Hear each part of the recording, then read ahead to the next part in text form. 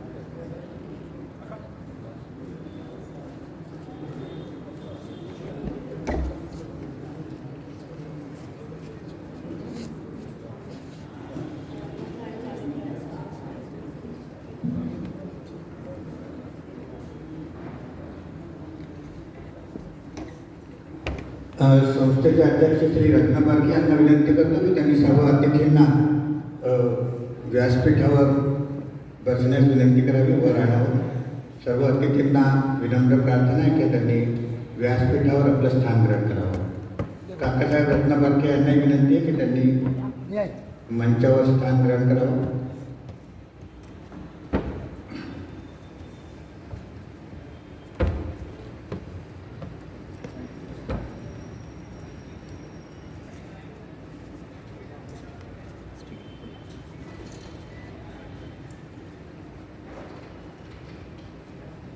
आई सरस्वतीचा आशीर्वाद घेतला आपण.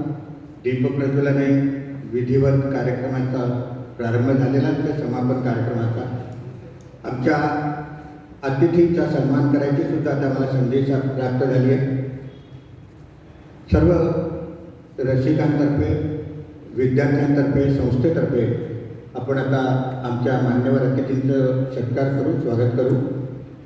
आमच्यामध्ये उपस्थित प्रमुख श्री योगेशजी सोमण यांना पुष्पहाराने स्वागत करण्यासाठी मी आनंद दाणेकर यांना विनंती करतो की त्यांनी आमच्या अतिथीचं माल्यार्पणाने स्वागत करावं.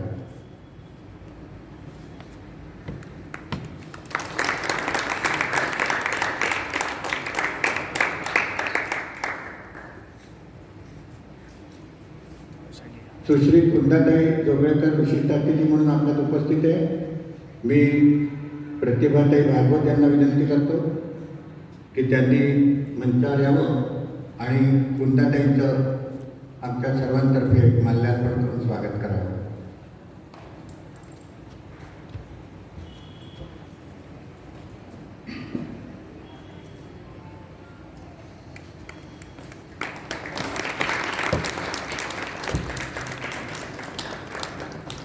सुधीर वैशंपायन यांना मी विनंती करतो की आमचे विशिष्ट अतिथी श्री दीपक खोत आमच्यात उपस्थित आहे, त्यांचं संस्थेतर्फे माल्यार्पण करून स्वागत करावं.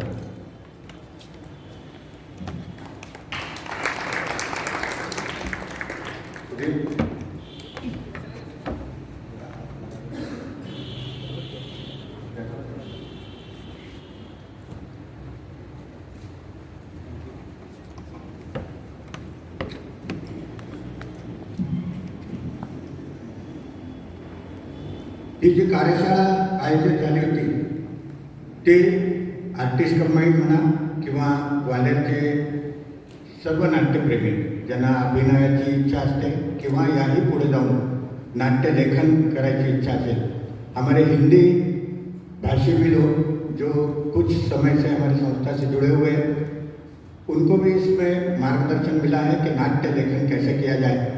इन सब की ओर से ये जो कार्यशाला आयोजित थी, या कार्यशाळेचं दुसरा जो कार्य किंवा ज्यांच्या सौजन्याने ही कार्यशाळा आपण इथे आयोजित करू शकलो ते राज्य मराठी विकास संस्था मुंबई यांच्या आणि आर्टिस्ट कंबाईनच्या संयुक्त प्रयासाने ही कार्यशाळा आयोजित झाली आहे.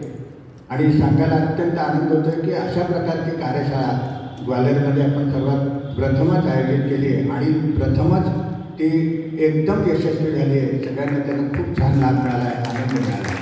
आणि याचा सगळ्यात मुख्य कारण म्हणजे आपले योगेशजी सोमण, त्यांच्या नुसत्या उपस्थितीमुळे ज्याला आपण हिंदीत म्हणतो ना चार चार लग गए तशी स्थिती झाली होती. त्यांचा जबरदस्त अनुभव आहे. आणि पहा, एकच मनुष्य एखादा अभिनयामध्ये खूप निपुण असतो, एखादा दिग्दर्शनामध्ये असतो, एखादा लेखक म्हणून असतो, पण सोमणजी आम्हा सगळ्यांना परिचित आहेच आहे आणि आम्ही त्यांच्या अनुभवाचा आणि त्यांच्या सर्व गुणांचा लाभसुद्धा घेतला आहे. आणि ते इथे उपस्थित असल्यामुळे आम्हाला सर्व प्रकारची थोडीशी माहिती मिळाली, त्यांच्याकडनं बरंच काही शिकता आलं.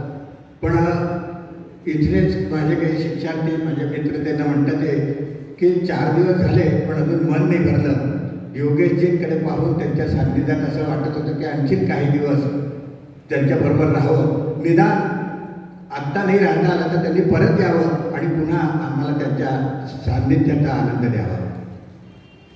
याच क्रमामध्ये मराठी जे राज्य मराठी विकास संस्था आहे, ह्या मराठीसाठी पुढे आलेली संस्था आहे. महाराष्ट्राच्या बाहेर जे इतर भाषी लोक आहेत, त्याच्यामध्ये गुजरात, बंगाल, हिंदी किंवा इतर कुठल्याही भाषेतले या सगळ्या लोकांचं साहित्य, विशेष करून नाट्य किंवा अभिनयाला रुचणारं, अभिनयाला पोषक असणारं साहित्य किंवा इतर साहित्य त्या सर्व साहित्याचा मराठीत अनुवाद व्हावा आणि त्यांच्या साहित्यात असलेला गाभा मराठीच्या लोकांना कळावा, म्हणून त्यासाठी त्या पूर्ण मूळ कल्पनेचा मराठीत अनुवाद व्हावा यासाठी राज्य मराठी विकास संस्था सतत प्रयत्नशील असते. आणि आम्हाला सांगताना आनंद होतो की आजच्या या संधीचाच फायदा घेऊन आज आम्ही एका पुस्तकाचं विमोचन करणार आहोत आणि ते सुद्धा एका हिंदी नाटकाचं मराठी भाषांतर जे आमचे संस्थेचे सचिव डॉक्टर संजय लगाटे यांनी केलेलं आहे. मूळ पुस्तक जे आहे ते इंदोरचे श्री ऋषिकेश वैद्य यांनी मानकोसी म्हणून हिंदी नाटक लिहिलं आहे. त्याच नाटकाचा त्याच नावाने मराठी भाषांतर डॉक्टर संजय लगाटे यांनी केलेलं आहे. आजची संधी खूप छान आहे. कार्यशाळा पण आहे आणि कार्यशाळा मराठी नाट्यलेखन किंवा हिंदी नाट्यलेखन याच्यासाठीच ती कार्यशाळा होती आणि म्हणून ह्या संधीचा फायदा घेऊन किंवा की ह्यावेळी या पुस्तकाचं विमोचन म्हणजे एक वेगळंच महत्त्व त्याला प्राप्त झालेलं आहे. मी संजय लगाटे यांना विनंती करतो की त्यांनी आपल्या पुस्तकाच्या प्रती इथे आणाव्या आणि विधिवत उद्घाटनासाठी मी आमचे श्री योगेशजी सोमण यांना विनंती करतो की त्यांनी या पुस्तकाचं विमोचन करावं.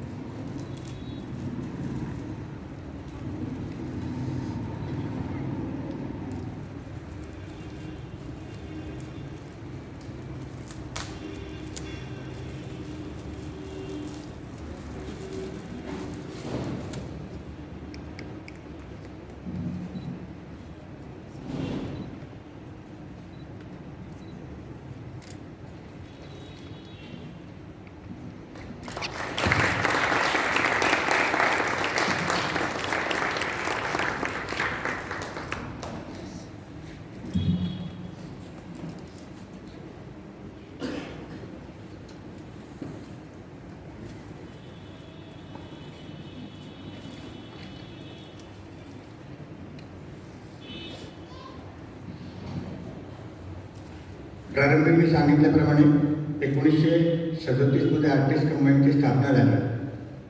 वाय सदाशिव भागवत यांच्या प्रयत्नाने इथे हा उपक्रम सुरू झाला. तो आज तागायत चालू आहे.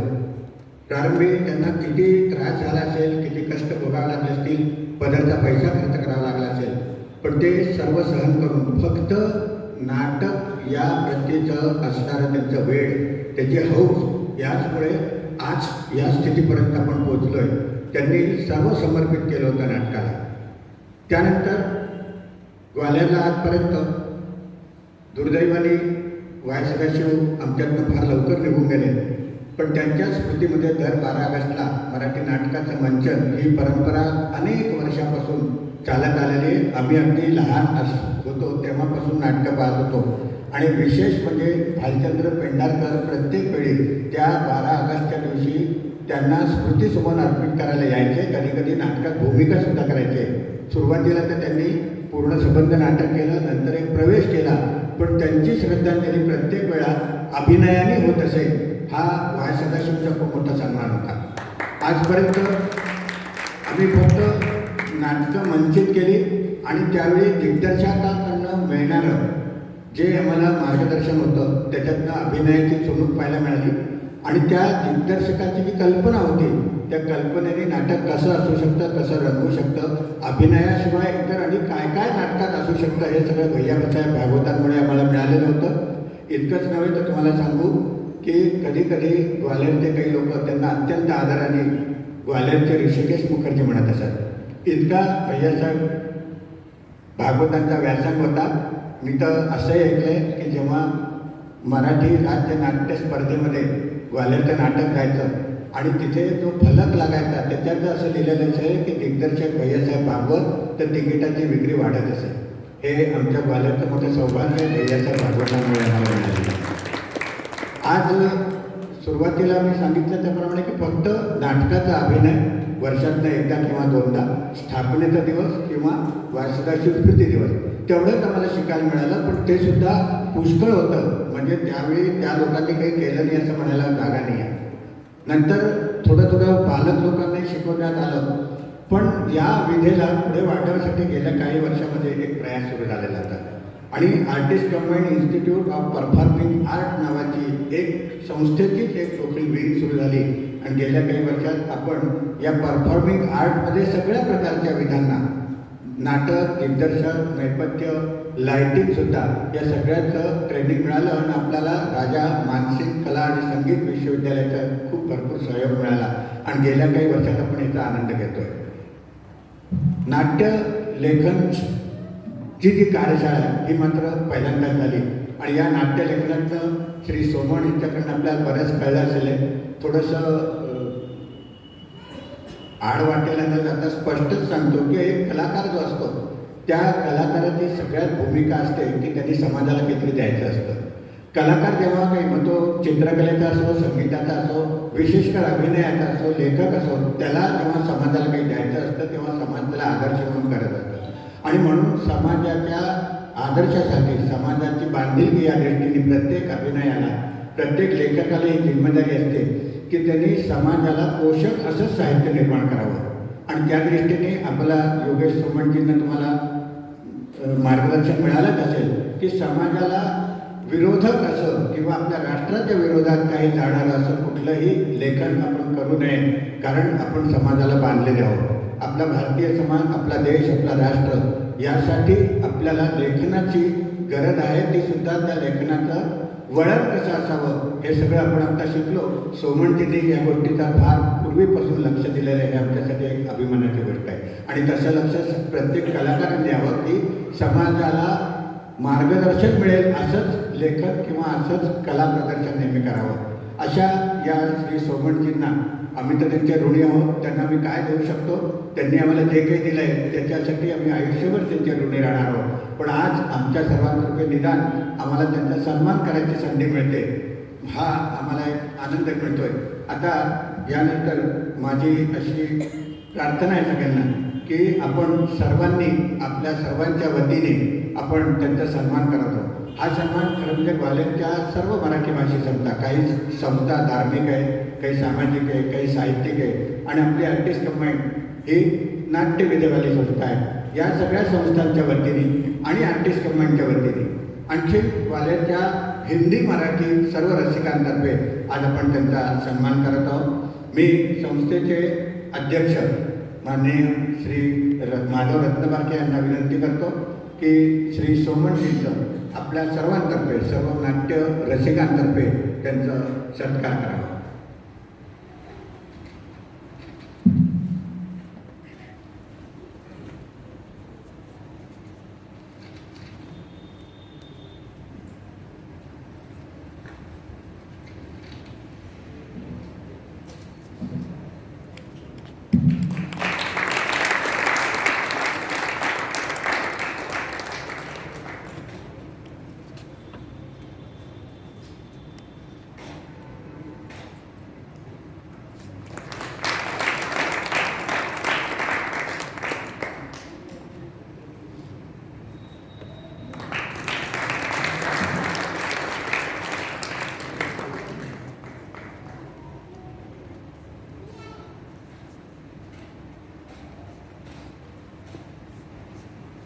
आजचे आमचे विशिष्ट अतिथी ॲडव्होकेट श्री दीपक खोत आज आमच्यात उपस्थित आहेत.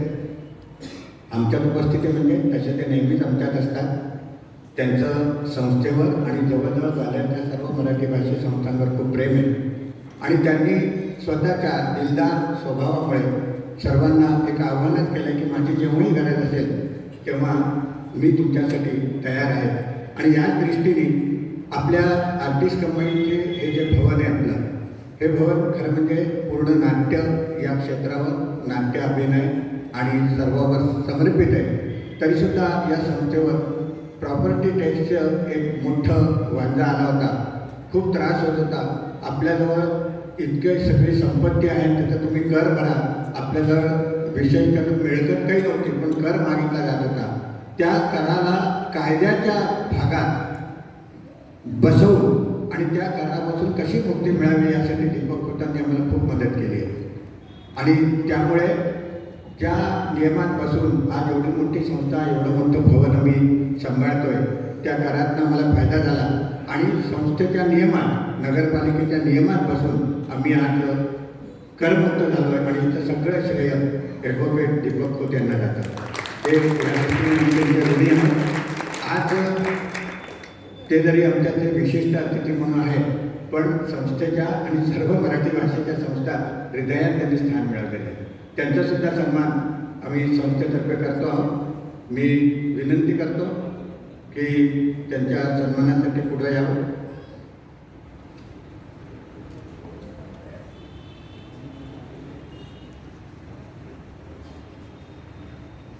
योगेशजी आपल्यामध्ये उपस्थित आहे.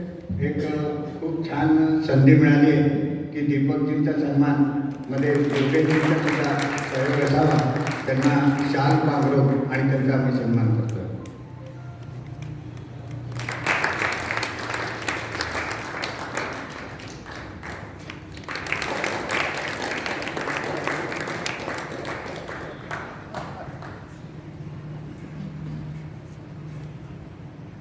आमच्या विशिष्ट अतिथी सुश्री कुंदाताई जोगळेकर.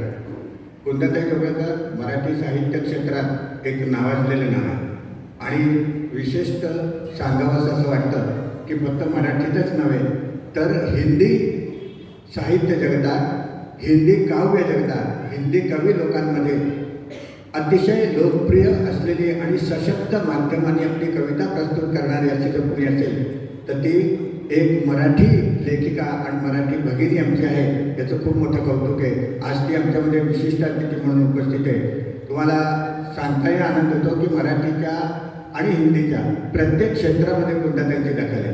कवयित्री म्हणून त्या ओळखल्या जातात. त्या जेव्हा कविता प्रस्तुत करतात तेव्हा एकदम वेगळा संचार श्रोत्यांच्या मनात सुद्धा येतो आणि त्या कवितेला श्रोत्यांच्या मनापर्यंत, हृदयापर्यंत पोहोचण्याची कसब कुंदाताईंमध्ये आहे. त्यांनी कहाण्यांसुद्धा खूप लिहिल्या आहे, कथालेखन केलं आहे, साहित्य त्यांचं आहे, निबंध लिहिलेले आहे. अशा या आम्हाला लाभलेल्या साहित्यिक, कवयित्री, लेखिका, कथाकार या आज आमच्या विशिष्ट अतिथी आहे. संयोग असा की या मराठी नाट्य लेखन स्पर्धेमध्ये एक शिबिरार्थी म्हणून सुद्धा त्या सामील झालेल्या आहेत. आज त्यांच्या अनुभवाचा आम्हाला लाभ मिळावा म्हणून मी कुंदाताईंना विनंती करतो की त्यांनी या इथे उपस्थित राहून एक दोन शब्द आम्हाला सांगावे.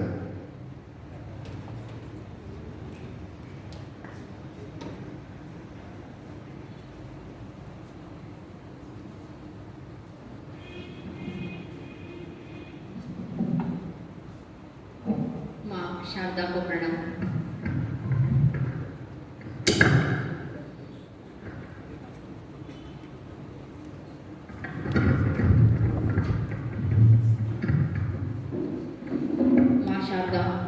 श्री संपन्न मंच उपस्थित सभी बंधु भगिनी सभी को प्रणाम करती हूँ.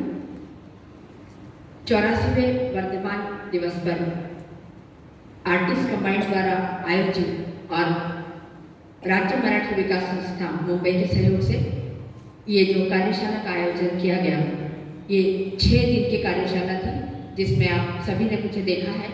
मैंने भी आपके साथ ही सहभागिता इस कार्यक्रम में की है और आपके साथ अपने सारे अनुभवों को शेयर किया है. इसका कारण केवल यही था कि मेरी जो साहित्यिक जो भी लेखन की यात्रा रही है उसमें नाट्य विधा कहीं भी शामिल नहीं थी.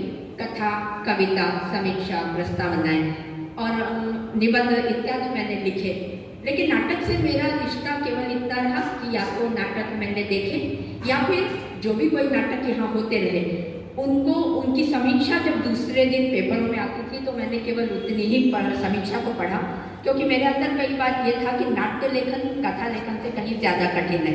हालांकि वो सही भी है, गलत नहीं है. नाट्य लेखन क्या होता है, कैसे होता है, कथा को किसी नाट्य में कैसे परिवर्तित कर सकते हैं, ये एक उत्कंठा थी मन में. इसलिए मैंने इस कार्यशाला को ज्वाइन किया और मुझे उसमें वाकई में बहुत अच्छे अनुभव हुए और मैंने भी समझा कि नाट्य लेखन कैसे किया जा सकता है. और इसके लिए तो हमारे पास आप सभी लोग से थे भी और आदरणीय सोमन जी जैसे लोग भी थे. इन 4 दिनों के प्रवास में मैंने पाया कि नाटक थोड़ा कठिन रहता है, क्योंकि कथानक में जो हम जो कुछ लिखते हैं कथानक में, उसमें भी जैसे शिल्प होता है, शैली होती है, वाक्य विन्यास होता है, परिवेश होता है, उसी तरह ये सब कुछ नाटक में होता है। लेकिन ये नाटक संवादों के माध्यम से होते हैं और इसका संवाद ही प्रमुख वस्तु है। पात्र में जब हम प्रवेश करते हैं, कथानक के लिए हम बैठते हैं, जब हमारे मन में भाव आता है, लेखनी उठाते हैं, लिखना शुरू कर देते हैं, उसके लिए हमें कोई ज़्यादा वातावरण की ज़रूरत नहीं होती है। जब भी हम एकांत होता है हम लिख पाते हैं। लेकिन नाटक के लिए आत्मकेंद्रित होना जरूरी है निश्चित तौर से, लेकिन जब हम लिखते हैं तो उन पात्रों में प्रवेश भी करना पड़ता है। ग्वालियर के बारे में कहूँ तो नाट्य से जुड़े हुए मैंने सिर्फ 2 व्यक्तियों से मेरी बात हुई। वो थे सम्मान्य कमल वशिष्ठ जी और विजय मोडक जी, जिन्होंने भी मुझसे कहा था कभी कि आप नाटक लिखा करिए, लेकिन मेरे लिए संभव नहीं हुआ।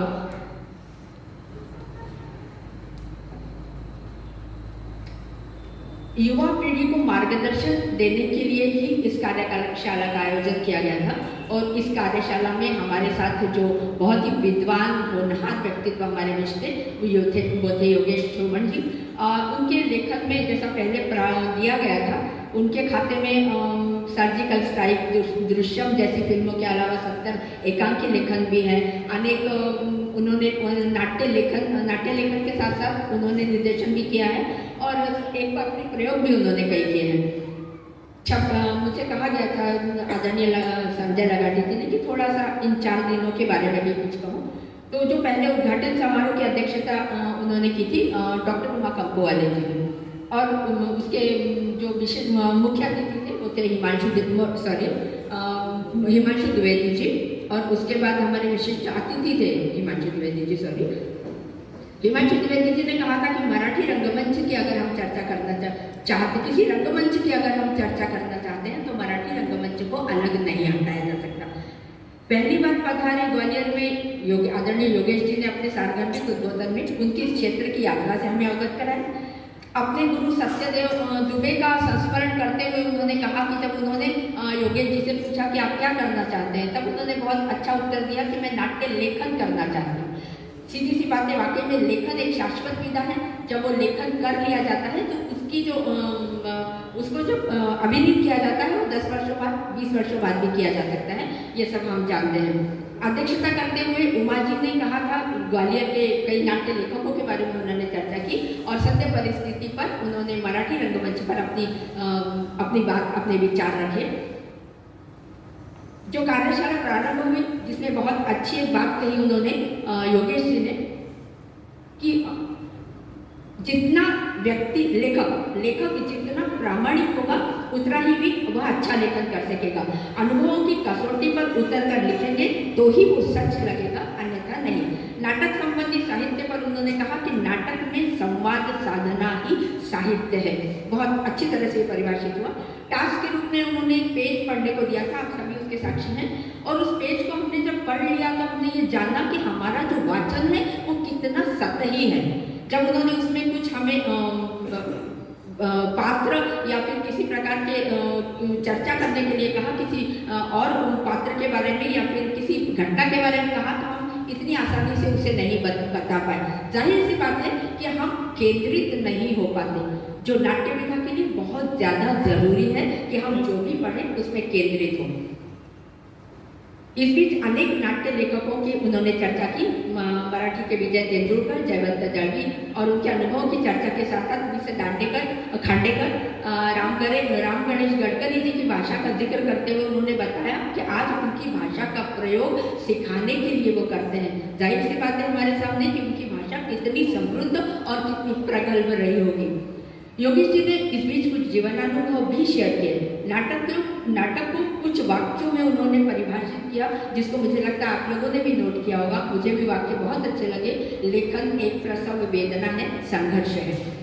नाटक एक प्रयोग सिद्ध साधना है। एक और वाक्य, क्रिया की प्रतिक्रिया ही संवाद है। अब तक हमने इस बारे में इतना गहराई से सोचा नहीं। संवाद माने संवाद बोलता होगा, एक आदमी दूसरे से बोलता होगा, लेकिन उसको परिभाषित जिस ढंग से किया उससे हमको नाटक की गहराई का पता चलता है। एक टास्क उन्होंने दिया था अपने आप को केंद्र में रखकर अपने आप को परिभाषित करना, अपने आप को अभिव्यक्त करना। ये शायद सबसे बड़ी कला है, सबसे कठिन कला है, लेकिन यहाँ बच्चों ने बहुत अच्छा काम किया और मैंने उनके सबके अनुभव भी सुने। एक सत्र में उन्होंने विषय दिया जिसमें कहानी लिखनी थी और वो कहानी के उन्होंने बाकायदा विषय दिए जिसमें रैंडमली कहानी लिखनी थी, जिसमें था past day of my college life या ऑफिस लाइफ, रेगिंग, बाजार, एनिवर्सरी, माय सुसाइड नोट। और इसमें मैंने ये पाया कि बच्चे बहुत ज़्यादा अलर्ट हैं अपने आसपास के वातावरण से भी। एक हमारा समय था जब हमको कविता लिखनी है तो बैठकर लिख डालते थे, हमें आसपास की इतनी जानकारी नहीं थी, लेकिन समय के साथ ये बहुत ज़्यादा बच्चे आसपास के वातावरण से जुड़े। हमें लगता है कि वो कंप्यूटर हो गए हैं या केवल उन्हें अपने करियर की चिंता है, ऐसा नहीं है। वो कला के क्षेत्र में भी उतने ही अलर्ट है जितना वो अपने शिक्षा के क्षेत्र में है। अगले दिन उन्होंने नाटक के स्वरूप में कहानी लिखने को दी थी। उसका स्वरूप भी उन्होंने पहले उदाहरण देकर समझाया। एक और प्रयोग था जिसमें केवल बातचीत के आधार पर हमें ये समझना था कि वो किस विषय पर बातचीत कर रहे हैं। बहुत अच्छा प्रयोग था। एक और टेस्ट था जिसमें टेलीग्राफिक कन्वर्सेशन के अलावा केवल प्रस्तुतकर्ता जो प्रत्युत्तर करता था वो हमारे सामने था टेलीफोन के माध्यम से, लेकिन उधर से कौन बोल रहा है न तो ये मालूम था, न ही ये पता था कि वो क्या कह रहा है। लेकिन जो व्यक्ति सामने बात कर रहा था उसके आधार पर उस कहानी को, उस घटना को समझना हमारे लिए काफ़ी आसान हुआ, जैसा कि उन्होंने हमें बताया। एक और अविस्मरणीय मैं बात कहूँगी इसमें कि उन्होंने एक घटना दी थी कि एक इमारत से एक लड़की चीखती है और उस चीख का जो उन्होंने लाइव किया था वो कमाल था। मतलब उस चीख के होने के बाद 1 सेकंड के लिए हम लोग बिल्कुल शून्य थे। ऐसा लगा ही नहीं कि हम किसी कमरे में बैठकर किसी व्यक्ति को सामने चीखते हुए देख रहे हैं। ऐसा लगा कि हम किसी हॉरर शो के दर्शक हैं और किसी हॉरर शो को देख रहे हैं। और इससे उनके वो कितने स्तरीय हैं और कितना उनका शिखर पर नाम है ये समझना बहुत आसानी से।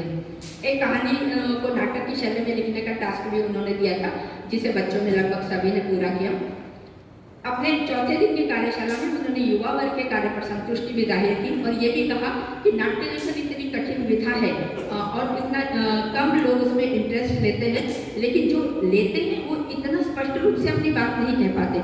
इसलिए अगर हम 1000 में से 2 या 3 भी चुन पाते हैं तो हमारी सफलता है। और उन्होंने यहाँ के भी बच्चों पर काफ़ी संतुष्टि दिखाई और प्रोत्साहित भी किया। इस समुचे प्रयास का श्रेय अगर मैं देना चाहूँ तो निश्चित तौर से हमारे भाई संजय लघाटे जी को देना चाहूँगी, जिनका प्रयास सचमुच प्रशंसनीय है।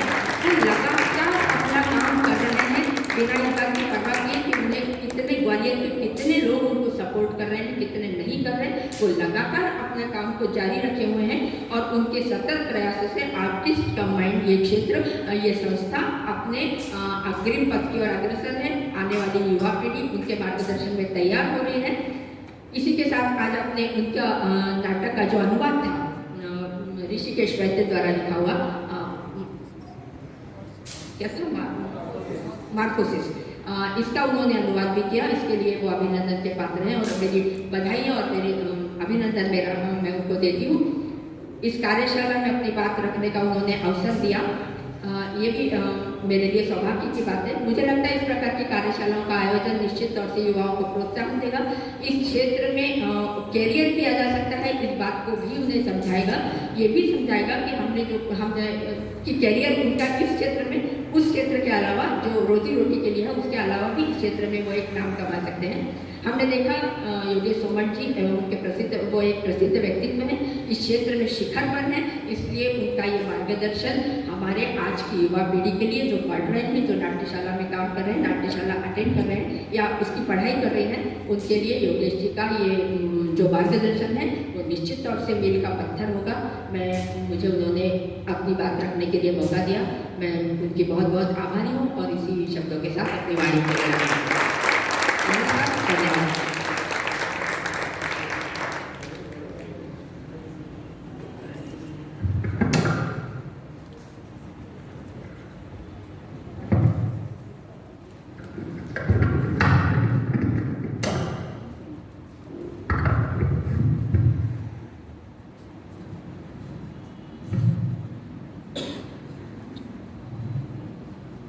मार्गदर्शक म्हणून गेले काही दिवस जे आपल्यात उपस्थित होते श्री योगेशजी सोमण या समापनाच्या दिवशी आशीर्वाद स्वरूप त्यांनी आम्हाला काही उद्बोधन करावं अशी इच्छा आहे. त्यांच्या अनुभवाचा लाभ शिबिरार्थींनी तर घेतलाच आहे, पण आज या समापनाला उपस्थित असलेल्या इतर लोकांनाही त्यांच्या उद्बोधन ऐकण्यात नक्कीच आनंद होणार असेल. थोडीशी विनंती मी त्यांना अशी करेन की या मराठी नाट्यलेखन स्पर्धा याच्याबरोबर काही हिंदी शिबिरार्थी पण आपल्यामध्ये उपस्थित आहेत आणि मला माहीत आहे की सोमणजींना मराठी हे जास्त सहज आहे बोलण्यासाठी, पण एक कलाकार आणि एक विशिष्ट क्षेत्रातले कार्यरत असल्यामुळे त्यांना हिंदीवर सुद्धा त्यांचं प्रभुत्व आहे. थोडंसं त्यांनी आमच्या हिंदी लोकांसाठी सुद्धा बोलावं आणि त्यांचं मराठी भाषण ऐकणं सुद्धा आम्हाला नक्की आवडेल. मी त्यांना ससन्मान विनंती करतो, आग्रह करतो की त्यांनी या समापनाच्या संधीवर आमचं मार्गदर्शन करावं, आशीर्वाद द्यावे.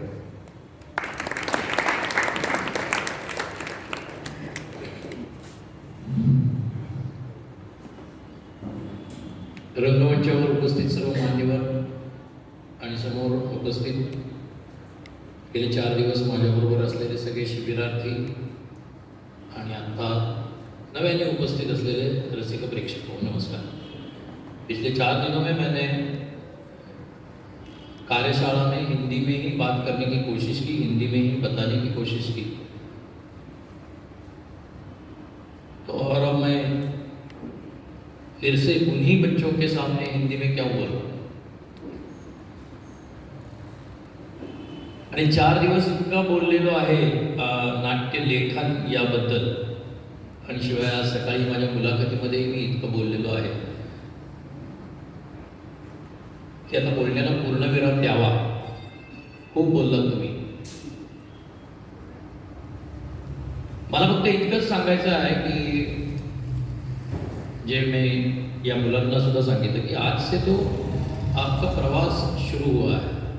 इन 4 दिनों से, इन 4 दिनों में जो भी मैंने मेरे अनुभव आपके साथ शेयर किए हैं उससे आप तुरंत लेखक नहीं बन सकते, और शायद पहले से ही जो लेखक है उनका लेखन मेरे अनुभव से क्वचित थोड़ा अच्छा हो सकता है, या उन्हें कुछ आइडिया आ सकती है कि इस तरह से भी हम लेखन कर सकते हैं.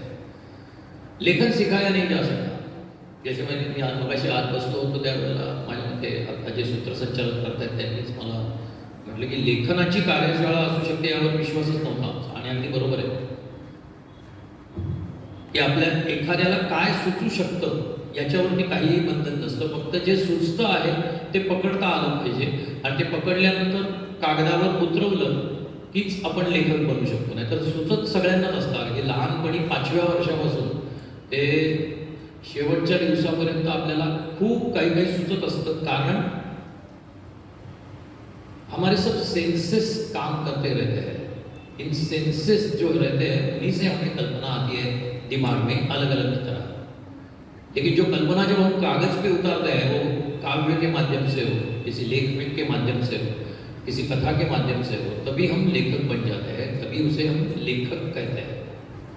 कल्पना तो हर एक को आती है. इस कार्यशाला में मैंने ये कोशिश की कि जो भी कल्पना हो, कल्पना कागज पे लिखने का जो क्राफ्ट होता है उस क्राफ्ट के बारे में मैंने 4 दिनों में अलग अलग एक्सरसाइज दिली. आता तेच एक्सरसाइजेस कंटिन्यू करणं आणि मग हळूहळू आपलं लेखन सुधारणं हे तुमचं काम आहे असं मला वाटतं. आर्टिस्ट कंबाईनला मला हे सांगणं आहे की त्यांनी इथे थांबू नये, त्यांनी पुढे पण कंटिन्यू केलं पाहिजे. हा जो समूह है, ये जो बच्चे अभी शायद 45-50 एवरेज बच्चे थे जो चारों दिन उपस्थित थे, उन लोगों को लेकर शायद हम सप्ताह में एक बार या 15 दिन में एक बार सिर्फ लेखन और लेखक के बारे में चर्चा करने के लिए वो अगर इकट्ठा हो जाए आगे आने वाले दिनों में, तो शायद उनकी प्रक्रिया जो भी उन्होंने 15 दिन में लिखा होगा, जो भी टूटा फूटा लिखा होगा, अनेक्ट लिखा होगा या एक स्किट लिखा होगा, तो वो लोगों के सामने, मतलब उन्हीं बच्चों के सामने, हमारे शिबिरार्थियों के सामने ही अगर वो पढ़ ले तो सजेशंस मिल सकती है, अच्छा लेखन सुधारने की प्रक्रिया शुरू हो सकती है।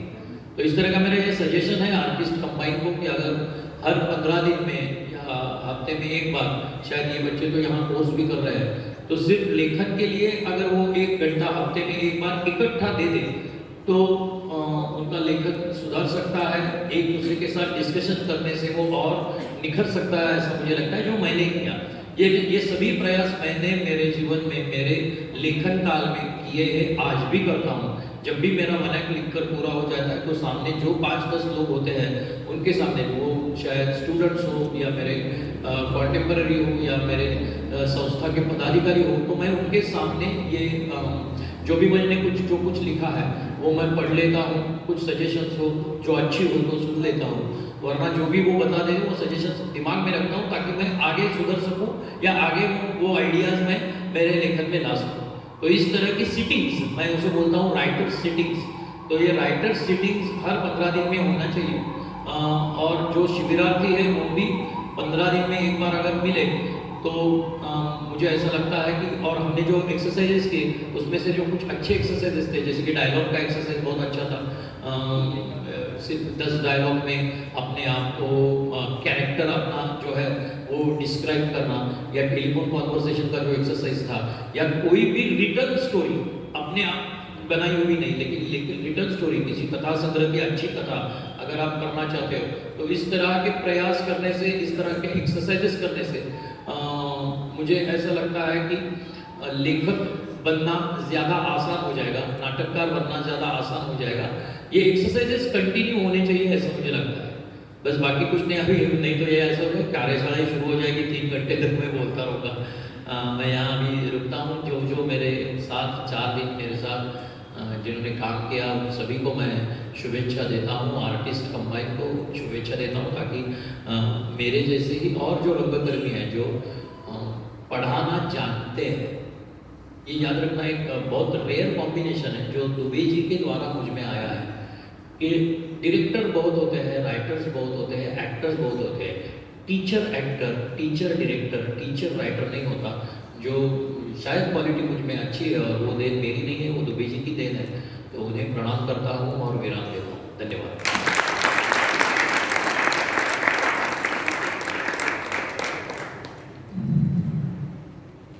अगदी थोडक्यात सीमित शब्दात सोमणजींनी बरंच काही सांगितलं आपल्याला। गेल्या 5 दिवसाचं मार्गदर्शन तो होतं, पण आजचं त्यांचं जे समापनाचं भाषण होतं अतिशय मार्मिक शब्दात, थोडक्या शब्दात सगळं काही सांगून टाकलं त्यांनी। यापूर्वी कुंदाताईंनी सुद्धा आपलं मनोगत त्यात सर्व अभिव्यक्तीमध्ये निष्णात आहेतच, त्यांचेही अनुभव आम्हाला खूप आवडले, छान झालं, त्यासाठी त्यांचे आभारी आहोत। सोमणजींचे पण आम्ही आभारी आहोत, प्रश्नच नाही।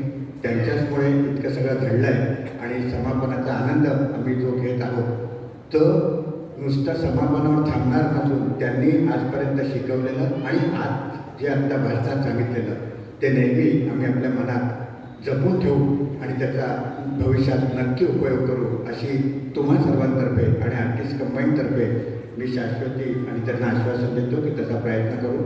नक्कीच त्यांच्याबरोबर पुन्हा आम्हाला यायला आवडेल, असाच त्यांनी आमच्यावर लोभ ठेवावा ही त्यांना पुन्हा विनंती करतो। या कार्यशाळेमध्ये काही शिबिरार्थींनी भाग घेतला।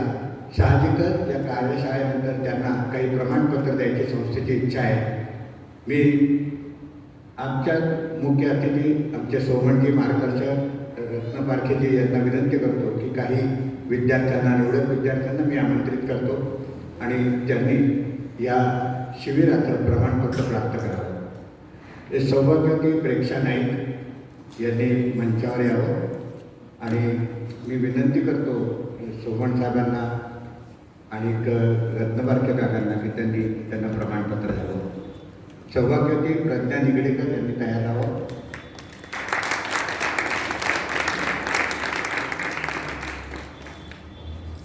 सौभाग्यवती प्रज्ञा निगडेकर।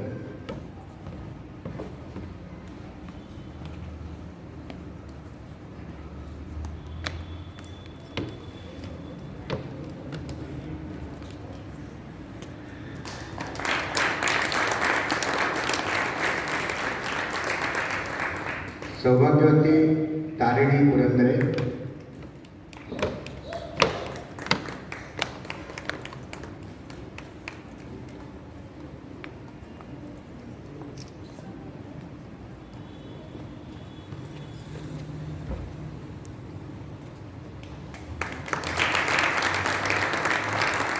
श्री व्यंकटेश वाकडे,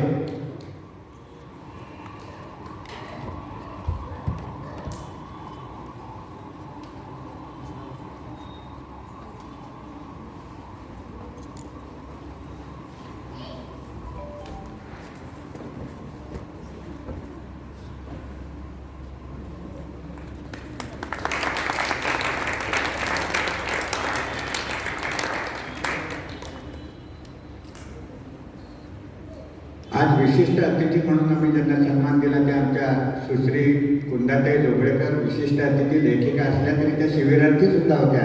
त्यांना सुद्धा सर्टिफिकेट द्यावं, प्रमाणपत्र द्यावं.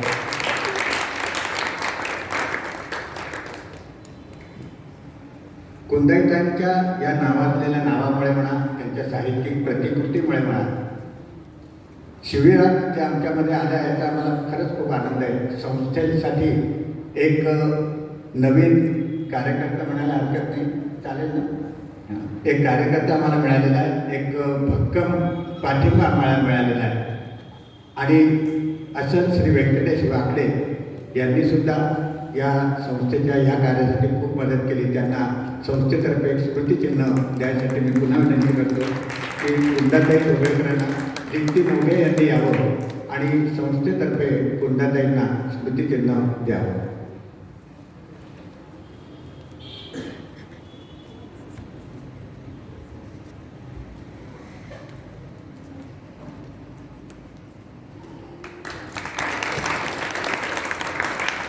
मी श्री मुकुल थत्ते यांना विनंती करतो की त्यांनी संस्थेच्या वतीने श्री व्यंकटेश वाकडे यांना स्मृतिचिन्ह अर्पित करावं.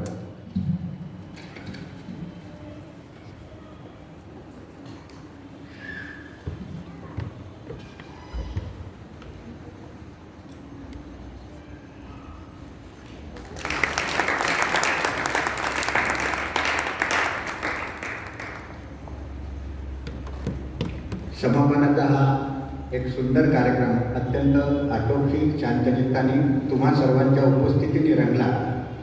या सर्व दृष्टीने आभार प्रदर्शनासाठी आर्टिस्ट कमांडचे कोषाध्यक्ष श्री जयप्रकाश गोरे यांना विनंती करतो की त्यांनी आभार प्रदर्शनाने आपल्या सर्वांच्या ऋणातून मुक्त व्हावं.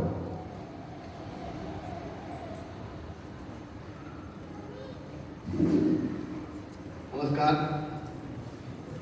आर्टिस्ट कंबाइन ग्वालियर और राज्य मराठी विकास संस्था मुंबई के सहयोग के संस्था के 84वें वर्धापन दिवस निमित्त आप सभी का स्वागत, वंदन व अभिनंदन.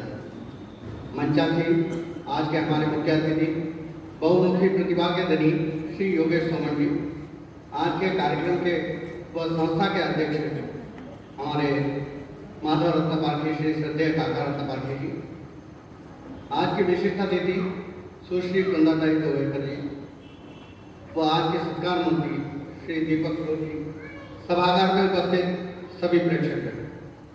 आज आभार प्रदर्शन की जिम्मेदारी मुझ पर सौंपी गई है. इसी संदर्भ में सर्वप्रथम मैं स्वयं व संस्था की ओर से आभारी हूँ श्री योगेश सोमन जी का, जिन्होंने अपना अमूल्य समय देकर यहाँ ACIBA के व अन्य प्रतिभागियों को 4 दिवसीय नाट्य लेखन कार्यशाला में उचित मार्गदर्शन दिया. संस्था द्वारा बच्चों के सर्वांगीण विकास हेतु नाटक और रंगमंच के माध्यम से सदैव यह प्रयास रहता है. उसी कड़ी में यह 4 दिवसीय नाट्य लेखन कार्यशाला आयोजित की गई थी. हम आभारी हैं श्री हिमांशु द्विवेदी जी, राजा मान सिंह तोमर विश्वविद्यालय के नाट्य प्रभाग के प्रभारी, जिन्होंने अपना अमूल्य समय देकर प्रथम दिन उद्घाटन सत्र में अपना यहाँ योगदान दिया था. हम आभारी हैं श्रीमती उमाताई गमतवाले जी और सुश्री कुंदाताई जोगळेकर जी का. ग्वालियर की ये दोनों ही वरिष्ठ कवियत्री भी हैं, जिन्होंने अपना अमूल्य समय हमें प्रदान किया. हम आभारी हैं राज्य मराठी विकास संस्था मुंबई के, जिनके सहयोग से यह कार्यशाला आयोजित की गई थी. हम आभारी हैं स्थानीय प्रशासन, नगर निगम, श्री गौतम जी, झेडो, पुलिस प्रशासन, बसंत साउंड, ACIPA के सभी विद्यार्थीगण व प्रतिभागीगण, बृहन महाराष्ट्र मंडल के श्री कुंभोत्कर जी, प्रधान कार्यवाह जी के, श्री वाकड़े जी के, print media, electronic media, Dainik Bhaskar, दैनिक स्वदेश, नई दुनिया पत्रिका, जिन्होंने अपने समाचार पत्रों में संस्था के कार्यक्रमों को प्रकाशित कर सभी लोगों तक पहुंचाया। हम आभारी हैं आज के सत्कार मूर्ति श्री दीपक बोस जी के, जिन्होंने हमारे आगमन के स्वीकार कर अपना अमूल्य समय हमें प्रदान किया। हम आभारी हैं सभागार में उपस्थित सभी प्रेक्षक गणों के, जिनकी उपस्थिति के बिना ये कार्यक्रम सफल हो ही नहीं सकता था। अंत में मैं आभारी हूँ प्रत्यक्ष अप्रत्यक्ष रूप से जिन्होंने इन 6 दिवसीय कार्यक्रम में प्रथम उद्घाटन सत्र व आज का समापन और इसके अलावा 4 दिवसीय नाट्य प्रयोगशाला हुई। पुनः सभी का मनपूर्वक आभार व धन्यवाद।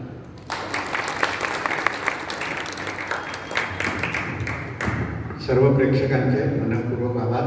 असाच लोभ ठेवा आणि पुढच्या किंवा इतर होणाऱ्या सगळ्या कार्यक्रमाला उपस्थित राहून संस्थेचा गौरव वाढवा, संस्थेबरोबर प्रेम साध्य करा, संस्थेचे व्हा ही विनंती करून आजचा कार्यक्रम संपला.